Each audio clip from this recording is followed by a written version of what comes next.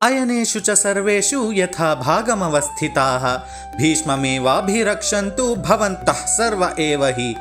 ದುರ್ಯೋಧನ ತನ್ನ ಸೇನಾಪತಿಗಳಿಗೆ ಮತ್ತು ಯೋಧರಿಗೆ ಹೀಗೆ ಆಜ್ಞಾಪಿಸುತ್ತಾನೆ: ಈಗ ನೀವೆಲ್ಲರೂ ನಿಮ್ಮ ನಿಮ್ಮ ಸ್ಥಾನಗಳಲ್ಲಿ ವ್ಯೂಹದ ಆಯಕಟ್ಟಿನ ಜಾಗಗಳಲ್ಲಿ ದೃಢವಾಗಿ ನಿಂತು ಎಲ್ಲ ಕಡೆಗಳಿಂದಲೂ ಪಿತಾಮಹ ಭೀಷ್ಮರನ್ನೇ ರಕ್ಷಿಸಬೇಕು.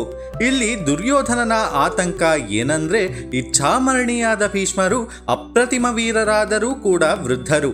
ಯುದ್ಧದ ಭರದಲ್ಲಿ ಅವರು ಒಂದು ಕಡೆ ನಿರತರಾದಾಗ ವೈರಿಗಳು ಬೇರೆ ಕಡೆಯಿಂದ ಆಕ್ರಮಣ ಮಾಡಿ ಅವರನ್ನು ಬೀಳಿಸಬಹುದು. ಭೀಷ್ಮರು ಬಿದ್ದರೆ ಕೌರವರ ಸೈನ್ಯದ ಆತ್ಮವಿಶ್ವಾಸವೇ ಕುಸಿದು ಹೋಗುತ್ತದೆ ಎಂದು. ಈ ಸನ್ನಿವೇಶವು ನಮ್ಮ ಬದುಕಿನ ಕಹಿ ವಾಸ್ತವಕ್ಕೆ ಕನ್ನಡಿ ಹಿಡಿಯುವಂತಿದೆ. ಇಂದಿಗೂ ಅನೇಕ ಮನೆಗಳಲ್ಲಿ ತಂದೆ, ತಾಯಿ, ಅಣ್ಣ, ಅಕ್ಕ ಹೀಗೆ ಯಾರೋ ಒಬ್ಬರು ಇಡೀ ಕುಟುಂಬದ ಜವಾಬ್ದಾರಿಯನ್ನು ಹೊತ್ತು ಭೀಷ್ಮರಂತೆ ಅಚಲವಾಗಿ ನಿಂತಿರುತ್ತಾರೆ. ಆರ್ಥಿಕ ಶಕ್ತಿ, ಪ್ರಮುಖ ನಿರ್ಧಾರಗಳು, ಭದ್ರತೆ ಹೀಗೆ ಪ್ರತಿಯೊಂದಕ್ಕೂ ಇಡೀ ಕುಟುಂಬ ಆ ಒಬ್ಬ ವ್ಯಕ್ತಿಯನ್ನೇ ಸಂಪೂರ್ಣವಾಗಿ ಅವಲಂಬಿಸಿರುತ್ತದೆ. ಆದರೆ ಆ ಕುಟುಂಬದ ಆಧಾರ ಸ್ತಂಭ ಕುಸಿದಾಗ ಇಡೀ ಕುಟುಂಬವೇ ಬೀದಿಗೆ ಬರುತ್ತದೆ. ಈ ದುಸ್ಥಿತಿಗೆ ಕಾರಣ ಆ ವ್ಯಕ್ತಿಯ ಮೇಲಿದ್ದ ಅತಿಯಾದ ಅವಲಂಬನೆ. ಕುಟುಂಬದ ಇತರ ಸದಸ್ಯರು ಆ ವ್ಯಕ್ತಿಯ ನೆರಳಲ್ಲೇ ನಿಶ್ಚಿಂತೆಯಾಗಿ ಬದುಕುತ್ತಾ ತಮ್ಮ ಸ್ವಂತ ಸಾಮರ್ಥ್ಯ ಮತ್ತು ಹೊಣೆಗಾರಿಕೆಯನ್ನು ಮರೆತು ಬಿಡುತ್ತಾರೆ. ನೆನಪಿಡಿ, ಯಾವುದೋ ಒಬ್ಬ ವ್ಯಕ್ತಿಯ ಮೇಲೆ ಪ್ರತಿಯೊಂದಕ್ಕೂ ಅತಿಯಾಗಿ ಅವಲಂಬಿತವಾಗುವುದು ಆ ವ್ಯಕ್ತಿಗೆ ಅಸಹನೀಯ ಹೊರೆಯಾದರೆ ಕುಟುಂಬದ ಭವಿಷ್ಯಕ್ಕೆ ದೊಡ್ಡ ಅಪಾಯ.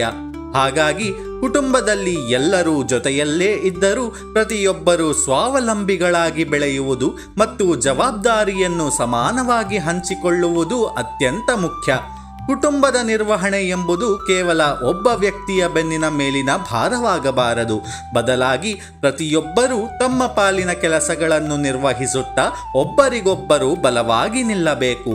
ಸೈನ್ಯದಲ್ಲಿ ಹೇಗೆ ಪ್ರತಿಯೊಬ್ಬ ಸೈನಿಕನು ತನ್ನ ಸ್ಥಾನದಲ್ಲಿ ಭದ್ರವಾಗಿ ನಿಂತಾಗಲೇ ಸೇನಾಪತಿಗೆ ಗೆಲುವಿನ ಶಕ್ತಿ ಸಿಗುತ್ತದೆಯೋ, ಹಾಗೆಯೇ ಅನಿವಾರ್ಯ ಕಾರಣಗಳಿಂದಾಗಿ ಕುಟುಂಬದಲ್ಲಿ ಒಬ್ಬರೇ ಎಲ್ಲವನ್ನೂ ನಿಭಾಯಿಸುತ್ತಿದ್ದರೂ ಸಹ ಇತರರು ಅವರಿಗೆ ಕೇವಲ ಮೂಕ ಪ್ರೇಕ್ಷಕರಾಗದೆ ಸರಿಯಾದ ಬೆಂಬಲ ಮತ್ತು ರಕ್ಷಣೆ ನೀಡುವುದು ಅತ್ಯವಶ್ಯಕ.